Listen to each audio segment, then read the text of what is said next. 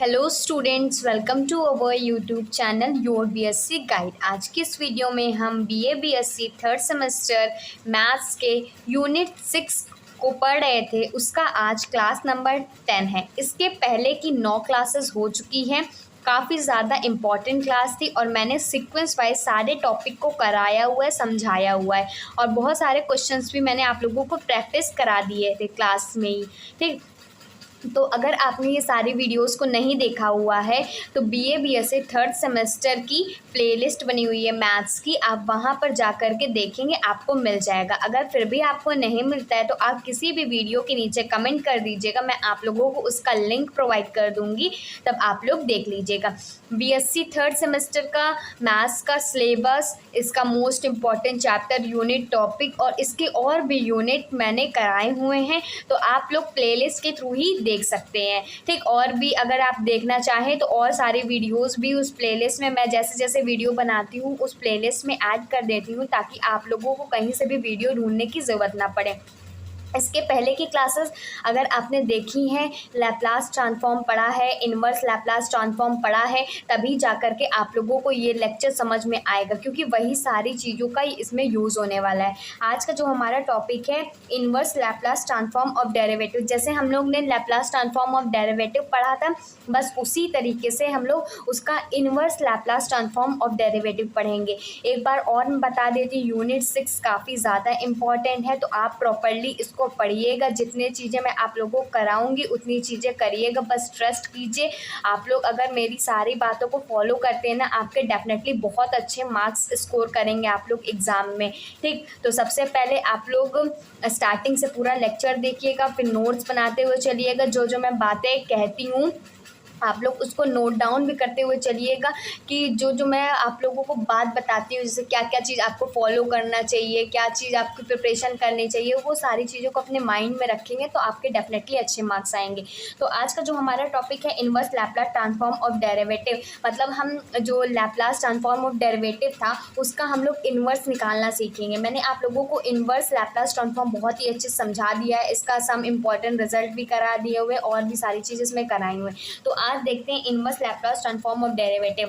तो ये होता है लैप्लास इन्वर्स फंक्शन, यहाँ पर p भी हो सकता है, यहाँ पर s भी हो सकता है, मैंने आपको काफ़ी बार बताया हुआ है। ये होता है -1 की पावर n t की power n Laplace inverse f p और ब्रैकेट। देखिए जो इन्वर्स लैप्लास ट्रांसफॉर्म था पिछली क्लासेस में मैंने आप लोगों को जो समझाया था, उसका इन्वर्स निकालना हुआ तो क्या होगा, लैप्लास ट्रांसफॉर्मेशन ऑफ फंक्शन का nth पावर, फिर यहाँ पर p और s कुछ भी हो सकता है, ठीक, इज इक्वल टू -1 की पावर n और t की power n Laplace inverse function जो यहाँ पर रहेगा वही फंक्शन यहाँ पर भी यूज़ होने वाला है। एक एग्जांपल के थ्रू मैं आप लोगों को अच्छे से समझाती हूँ ताकि आप लोगों को क्लियर हो जाए। ये यूनिट 6 का लास्ट लेक्चर होने वाला है, तो ध्यान से समझिएगा। आज के बाद यूनिट 6 कंप्लीट हो जाएगी। फिर जैसे मैंने आप लोगों को most important chapter unit topic में बताया हुआ है कि यूनिट 1 इंपॉर्टेंट है, यूनिट 6 इंपॉर्टेंट है, फिर इसके बाद जो मोस्ट इंपॉर्टेंट यूनिट है उसको कराऊंगी, ताकि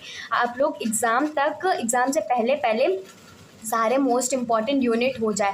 फिर एट लास्ट मैं आप लोगों को सारे यूनिट के वन शॉट भी प्रोवाइड करना स्टार्ट कर दूंगी। जो बच्चे छूट गए हैं कि मैं वन शॉट में कवर कर लूँगा, तो वो वन शॉट भी कवर कर सकते हैं, ठीक, एट लास्ट करूँगी। लेकिन उससे पहले मैं आप लोगों को डिटेल में हर एक टॉपिक करा रही हूँ, तो पहले डिटेल में समझते हुए चलिए, नोट्स बनाते हुए चलिए।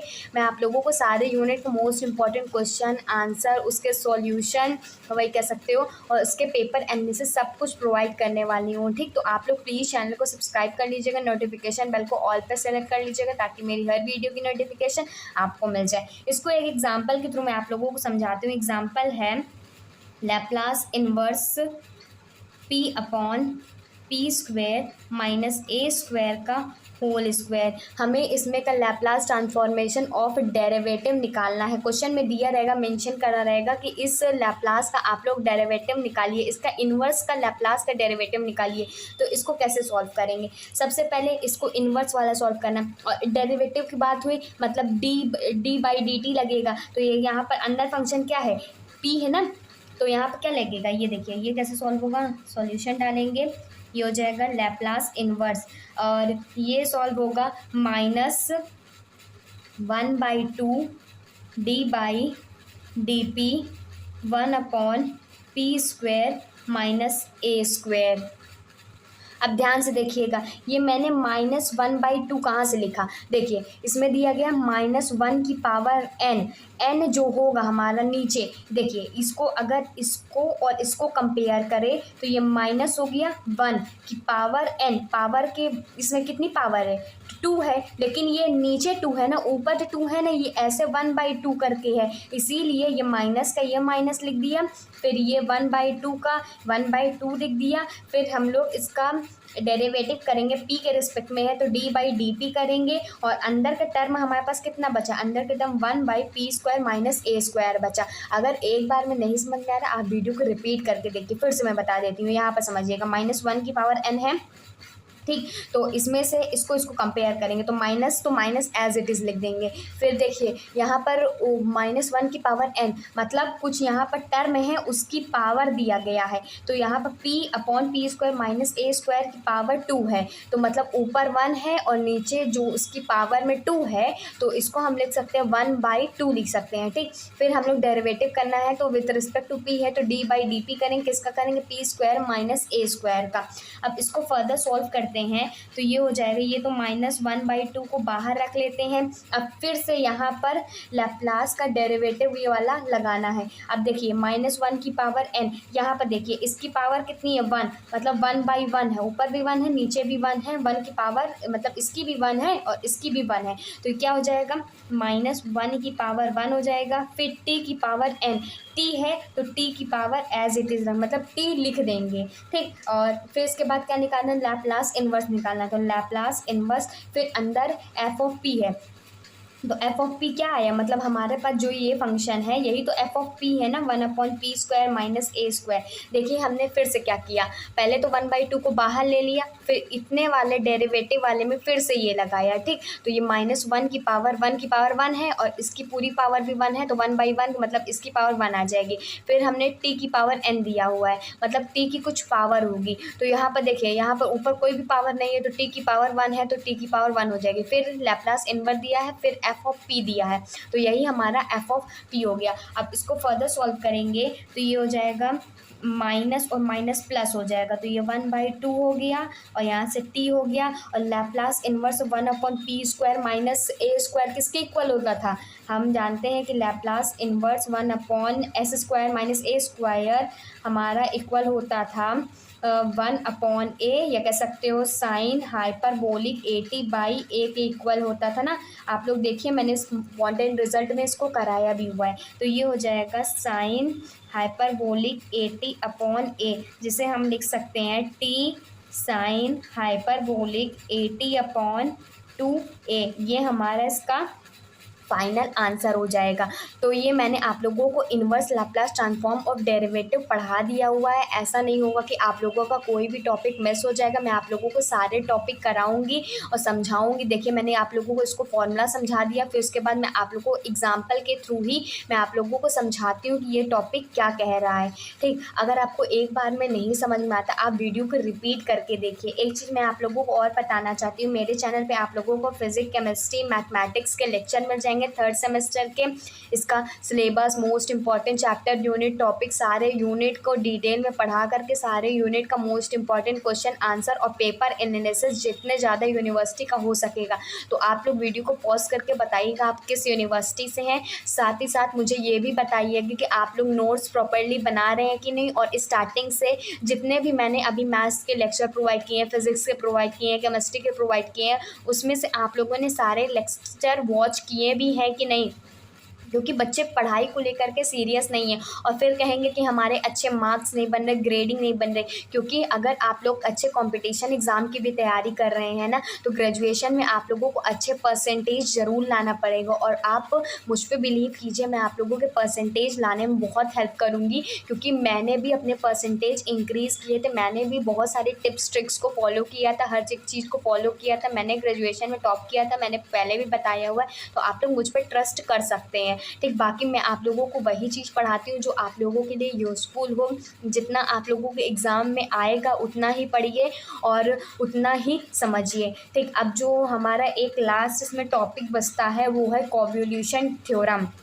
तो नेक्स्ट पेज से देखते हैं। ये टॉपिक के बाद ये यूनिट ख़त्म हो जाने वाला है। तो टॉपिक का नाम है कॉन्वोल्यूशन थ्योरम। ये थ्योरम को ध्यान से समझिएगा। काफ़ी बार ये थ्योरम दे दिया जाता है और उसके ऊपर एक एग्जाम्पल दे दिया जाता है। तो बोला जाता है कॉन्वोल्यूशन थ्योरम को आप लोग स्टेट कीजिए, साथ ही साथ उसको एक एग्जाम्पल को सॉल्व कीजिए। तो बाकी मैं आप लोगों को जैसे बता दूँ कॉन्वोल्यूशन थ्योरम होता क्या है, तो उसके ऊपर एक क्वेश्चन भी करा दूँगी ताकि आप लोगों को अच्छे समझ में आए। किसी भी तरह का क्वेश्चन आप लोगों से आए तो आप लोग उसको सॉल्व कर लें। बाकी मैं आप लोगों को जितना मोस्ट इम्पॉर्टेंट क्वेश्चन है ये यूनिट ख़त्म होने के बाद, जितना इंपॉर्टेंट यूनिट ख़त्म होने के बाद जो सीरीज़ ख़त्म हो जाएगी तो उसके बाद मोस्ट इंपॉर्टेंट क्वेश्चन की सीरीज़ स्टार्ट कर दूँगी। तो आप लोग प्लीज़ चैनल को सब्सक्राइब कर लीजिएगा, नोटिफिकेशन बेल को भी ऑल पर सेलेक्ट कर लीजिएगा। मेरी हर वीडियो 6 PM पे या आप लोगों को 8 PM पे, दोनों में से किसी एक टाइमिंग पे मिल जाएगी। आप लोगों को उसका नोटिफिकेशन भी मिल जाएगा, तो आप प्लीज़ वॉच कर लीजिएगा। ठीक, कॉन्वोल्यूशन थ्योरम क्या कहती है?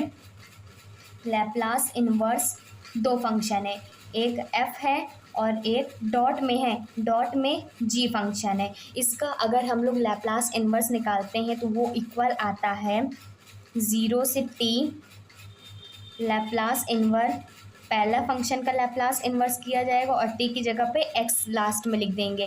फिर उसके बाद लैप्लास इन्वर्स, पहले देखिए ये जो इंटीग्रल है दोनों में अप्लाई होगा। पहले लैप्लास इन्वर्स पहले फंक्शन का होगा, फिर लैप्लास इन्वर्स दूसरे फंक्शन का हो जाएगा। ठीक, इसी तरह इसको t की जगह पे यहाँ पर t माइनस एक्स लिख देंगे, टी की जगह पे टी माइनस एक्स कर देंगे और इसका डी एक्स ले लेंगे। ठीक, तो ये हमारा कॉन्वोल्यूशन थ्योरम हो गया। अब एक एग्जांपल इसी के ऊपर देख लेते हैं जो कि काफ़ी इंपॉर्टेंट एग्जांपल है, एग्ज़ाम में आया भी हुआ है। वो है लैप्लास इन्वर्स 1/p माइनस ए 1/p माइनस 2। बस यहाँ पर अगर चेंज करना होगा तो वैल्यू को चेंज कर देगा, उसी हिसाब से ये क्वेश्चन बन जाएगा। ठीक, तो इसके बाद इसको सॉल्व कैसे करना है? इसको सॉल्व करने के लिए लिखेंगे सॉल्यूशन।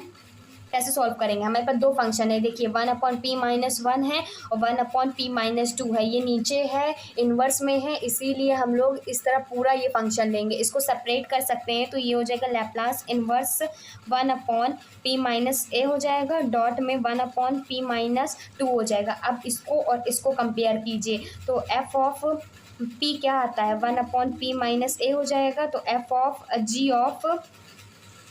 जी ऑफ बी कितना हो जाएगा? 1/p माइनस 2 हो जाएगा। इससे हमने ये कैलकुलेट कर लिया। ठीक, तो इसको हम लोग इस तरीके से लिख सकते हैं। आप लोग इसको आगे लिख लीजिएगा, इसके आगे। तो इसके बाद देखिए हम लोग अब इसको सॉल्व करेंगे। इतना तो हमने लिख लिया, फिर उसके बाद इसको रहने दीजिए, यहाँ से लिखवा देती हूँ। इसको लिख सकते हैं लैप्लास इन्वर्स 1/p माइनस ए डॉट 1/p माइनस 2। तो लिख सकते हैं बाई कॉन्वोल्यूशन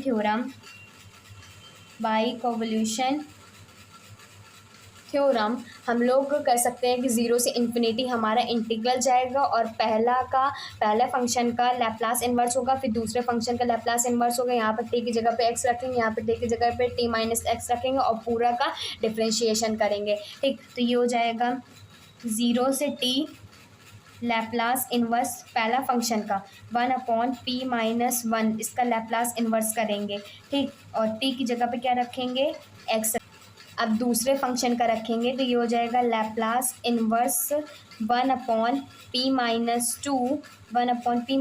2 और t की जगह पे क्या रखना है? t माइनस एक्स रखना है और इसका डेरिवेटिव करना है। ठीक, इसका डेरिवेटिव करेंगे। अब देखिए 1/p माइनस ए किसके इक्वल होता था? मैंने बताया लैप्लास इन्वर्स 1/s माइनस ए या s माइनस ए किसके इक्वल होता था? वो होता था e की पावर t के। यहाँ पर e की पावर t हो जाएगा और ये हमारे 0 से t जाएगा और यहाँ पर t की जगह पे हम लोग x लिख देंगे और यहाँ पर क्या हो जाएगा? यहाँ पर ये 1 था ना और यहाँ पर 2 है, p माइनस 2 है तो a की जगह पे 1t होता है ना, e की पावर 80 होता था तो यहाँ पर 1 है a की जगह पे, इसीलिए e की पावर 1t हो गया। अब यहाँ p माइनस 2 a की जगह पे 2 है तो e की पावर कितना हो जाएगा?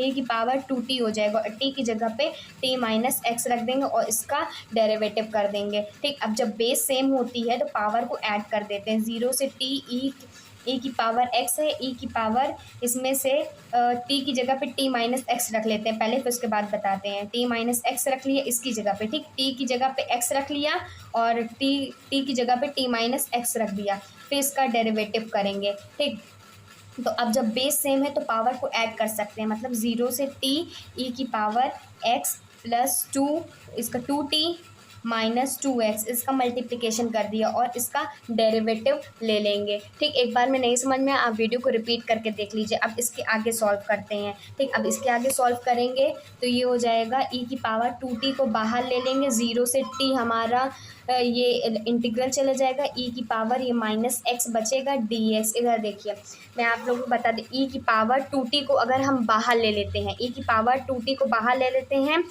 और 0 से इन्फिनिटी हमारा इंटीग्रल जाएगा, तो अंदर क्या बचेगा, e की पावर माइनस 2x में से प्लस x को माइनस करेंगे तो हमारा बचेगा ना e की पावर माइनस एक्स, तो वही चीज़ हमने लिख दिया इसमें। फिर इसको आगे सॉल्व करेंगे तो e की power 2t as it is और इसका हम लोग इंटीग्रल करेंगे अब। ठीक, इंटीग्रल करेंगे तो e की पावर डिफ्रेंशिएशन पहले करेंगे, अब डिफ्रेंशिएशन करेंगे फिर इंटीग्रल करेंगे। इसका डिफ्रेंशिएशन करेंगे तो e की पावर माइनस एक्स है, माइनस एक्स का करेंगे -1 हो जाएगा। लिमिट इसकी पुट कर देंगे 0 से लेकर के t तक, फिर अपर लिमिट रखेंगे फिर लोअर लिमिट रखेंगे, तो e की power minus T upon -1 minus e की पावर 0 अपॉन 1 और हम जानते हैं ये हो जाएगा e की पावर 2t और e की power minus T upon minus हो जाएगा, माइनस माइनस कैंसिल आउट हो जाएगा और e की पावर ये 1 हो जाएगा। फिर देखिए यहाँ पहले कर लेते हैं, इसको सॉल्व कर लेते हैं। जो माइनस e की पावर 0 है तो इसको हम लोग 1 लिख सकते हैं। ठीक, और माइनस हमारा ये कैंसिल आउट हो जाएगा क्योंकि इसको हम पहले लिख लिए, तो ये हमारा पॉजिटिव में हो जाएगा और ये हमारा नेगेटिव में हो जाएगा, तो यहाँ से सिर्फ माइनस बचा, e की पावर माइनस टी बचेगा हमारा। ठीक, फिर उसके बाद इसको सॉल्व करते हैं, अंदर मल्टीप्लाई कर देंगे तो e की पावर 2t आ जाएगा माइनस e की पावर t हो जाएगा, तो ये इसका फाइनल आंसर हो गया। तो आप लोग अच्छे से देख लीजिएगा, बाकी अगर कोई डाउट रहता है तो आप लोग कमेंट करके पूछ लीजिएगा, मैं आप लोगों के सारे कमेंट्स का रिप्लाई कर दूंगी। Good bye and stay safe.